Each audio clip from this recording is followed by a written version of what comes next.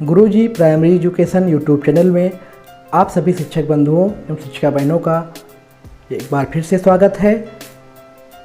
जैसा कि यह वीडियो ध्यानाकर्षण मॉड्यूल के भाग 4 पर आधारित है। भाग 4 के प्रशिष्ट 4 पर यह वीडियो बनाया गया है।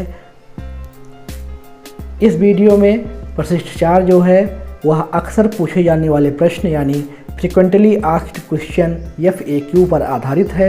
इसमें कुल मिलाकर 10 प्रश्न प्रमुख रूप से पूछे गए हैं जो हम शिक्षकों के लिए जानना ही बहुत ही महत्वपूर्ण है। चलिए इस वीडियो में हम आगे बढ़ते हैं। पहला है, ध्यानाकर्षण शिविर सामान्य कक्षा शिक्षण से किस तरह अलग है। यह प्रश्न उठता है कि ध्यानाकर्षण शिविर जो है वह सामान्य कक्षा शिक्षण से किस तरह अलग है। तो इसका उत्तर यह है कि ध्यानाकर्षण शिविर विशेष रूप से उन बच्चों के लिए है जिनका अधिगम स्तर उनकी कक्षा के अनुरूप नहीं है या जो सीखने में कक्षा के बाकी बच्चों से पिछड़ गए हैं।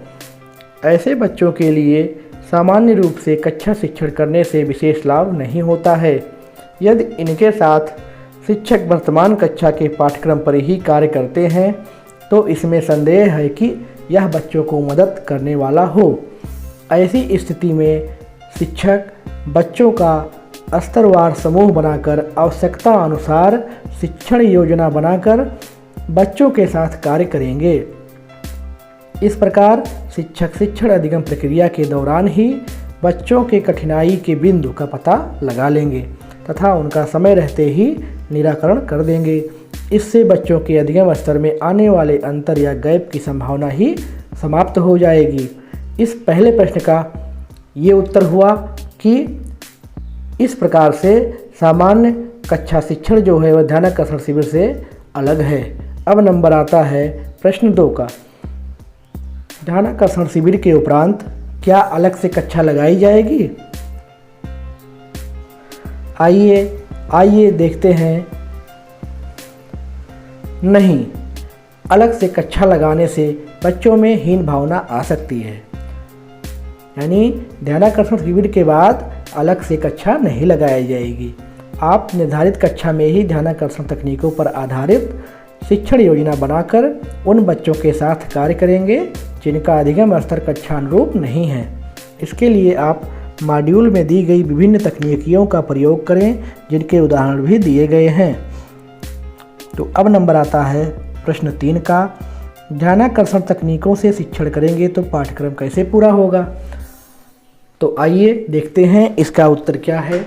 आप जानते हैं कि पाठ्यक्रम लर्निंग आउटकम पर आधारित है तथा लर्निंग आउटकम दक्षता आधारित होता है।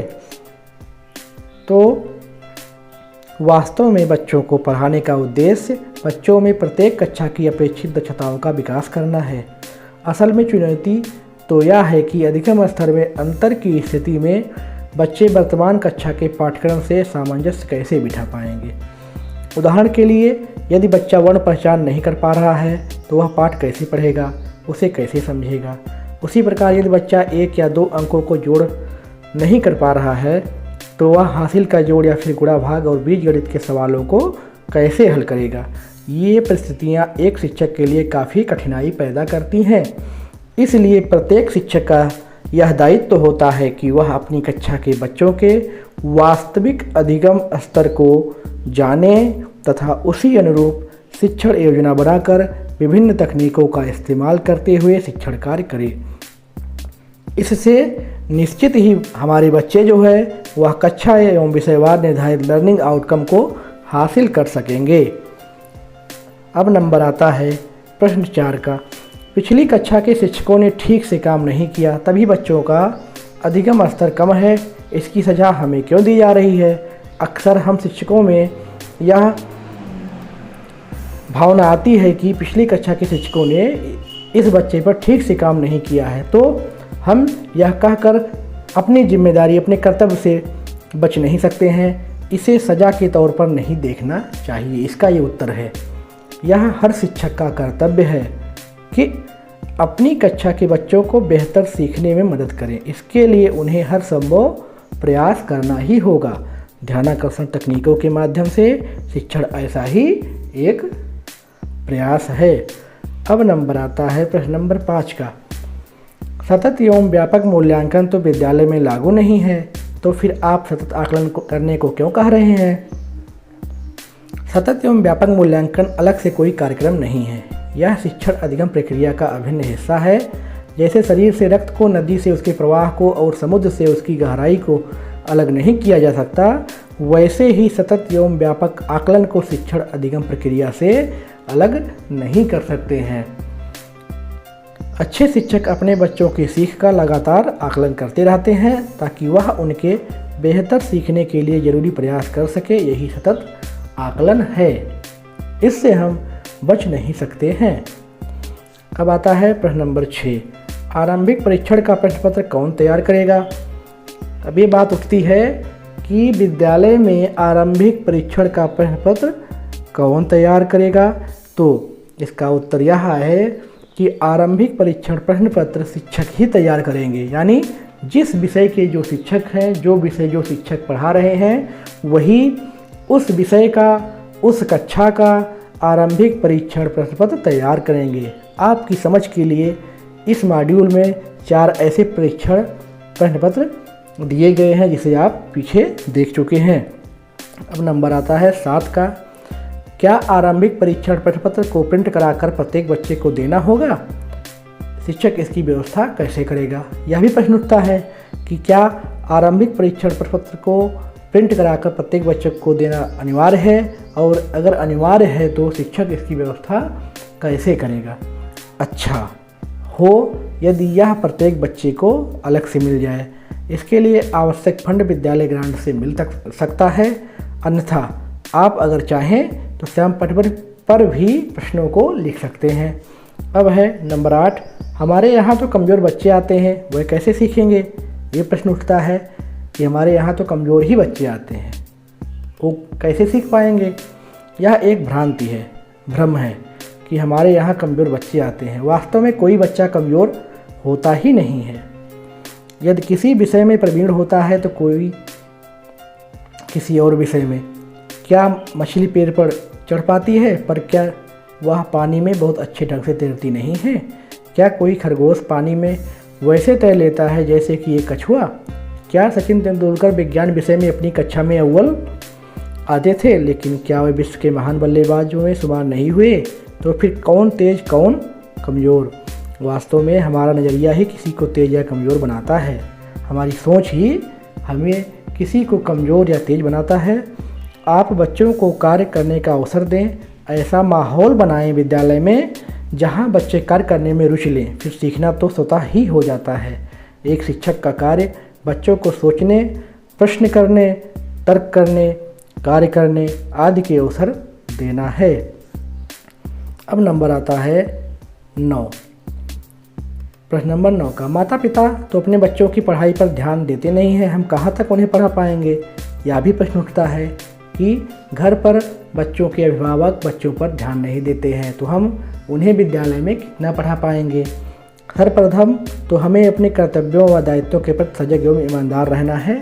हम यह सतत आकलन करते रहें कि जो हमें कार्य करने हैं हमने किए या नहीं। आपका स्वयं पर अधिकार और नियंत्रण है। ऐसी स्थिति में एक पक्ष तो यह है कि आप अपनी मॉनिटरिंग स्वयं करें कि आप कर क्या रहे हैं। दूसरी बात रही बच्चों के माता पिता की, तो आप उनसे बात करके प्रोत्साहित कीजिए कि वह अपने बच्चों को नियमित विद्यालय भेजें। उन्हें उनके बच्चों की प्रगति से अवगत कराइए। हो सकता है कि वह इतने पढ़े लिखे ना हो कि शिक्षा के महत्व को समझ पा रहे हों, या फिर रोज़ कमाना रोज़ खाना वाली स्थिति में हो, तो उनके लिए बच्चों की पढ़ाई के लिए समय दे पाना संभव नहीं लगता। आप ऐसी स्थिति में भी अपना प्रयास जारी रखें। माता पिता को भी प्रोत्साहित करें तथा बच्चों के साथ रोचक तकनीकों से शिक्षण कार्य करते हुए उनके अधिगम स्तर में वृद्धि करें। अब आखिरी प्रश्न है प्रश्न नंबर 10। क्या इस प्रकार के ध्यानाकर्षण शिक्षण में समुदाय का सहयोग ले सकते हैं? कैसे? तो इसका उत्तर है अवश्य। समुदाय या गांव में ऐसे पढ़े लिखे लोग अवश्य मिल जाते हैं जिनके पास कुछ समय है। तथा वह 1 या 2 घंटे विद्यालय में शिक्षण कार्य में दे सकते हैं। आप उनसे अवश्य बात करें तथा उनके पास उपलब्ध समय के अनुरूप उन्हें विद्यालय में बच्चों का सहयोग करने के लिए प्रोत्साहित करें। ध्यानाकर्षण तकनीक संख्या 12 में इस पर विस्तार से बात की गई है। इसके साथ ही आरंभिक परीक्षण के पहले समिति के साथ बैठक कर अपनी योजना के बारे में उन्हें बताना भी जरूरी है तथा उन्हें इसमें सहयोग करने के लिए आमंत्रित भी करें। बाद में आरंभिक परीक्षण के परिणामों को भी उनके साथ जरूर साझा करें। तो इस प्रकार यह वीडियो यहीं पर समाप्त होता है।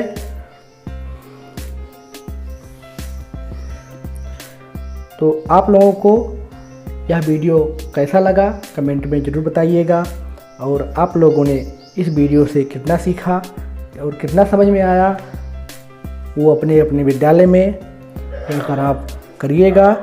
यह वीडियो देखने के लिए आप लोगों का बहुत बहुत धन्यवाद। और हाँ, अंत में एक बार फिर से कहना चाहूँगा, अगर आपने हमारा वीडियो अभी तक सब्सक्राइब नहीं किया है तो सब्सक्राइब ज़रूर करें और बेल आइकन प्रेस करना मत भूलें। धन्यवाद।